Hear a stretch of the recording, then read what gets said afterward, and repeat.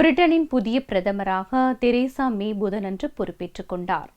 பிரிட்டனில் நடந்த பொது ஓட்டெடுப்பில் ஐரோப்பிய யூனியனிலிருந்து விலகுவதற்கு ஆதரவாக பெரும்பான்மையினோர் ஓட்டளித்தனர். ஐரோப்பிய யூனியனில் பிரிட்டன் நீடிக்க வேண்டும் என்ற கருத்தில் இதற்கு ஆதரவாக பிரச்சாரம் செய்து வந்த பிரிட்டன் பிரதமர் டேவிட் கேமரூன் பொது ஓட்டெடுப்பு முடிவுகளுக்கு பொறுப்பேற்று பதவி விலகுவதாக அறிவித்தார். இதனால் பிரிட்டனின் ஆளும் கட்சியான கன்சர்வேட்டிவ் கட்சியின் சார்பில் புதிய பிரதமராக தெரேசா தேர்வு செய்யப்பட்டு இதற்கான அறிவிப்பை கேமரூன் வெளியிட்டார். புதனன்று பிரதமர் இல்லத்தில் செய்தியாளர்களை சந்தித்த கேமரூன் பிரிட்டனின் பிரதமராக பதவி வகித்தது தனது வாழ்நாள் கௌரவம் என்று குறிப்பிட்டார். அதைத் தொடர்ந்து பிரதமர் இல்லத்திலிருந்து தனது குடும்பத்தினருடன் கேமரூன் வெளியேறினார். பக்கிங்ஹாம் அரண்மனைக்கு சென்ற கேமரூன் ராணி எலிசபெத்தை சந்தித்து ராஜினாமா கடிதத்தை ஒப்படைத்தார். அதை ஏற்பதாக ராணி எலிசபெத் அறிவித்தார். இதன்பின் பக்கிங்ஹாம் அரண்மனைக்கு சென்ற தெரேசா மே ராணி எலிசபெத்தை சந்தித்தார். பிரதமராக பொறுப்பேற்கும்படியும் புதிய அரசு அமைக்குமாறும் தெரேசாவுக்கு ராணி அழைப்பு விடுத்தார். இரும்பு பெண்மணி என அழைக்கப்பட்ட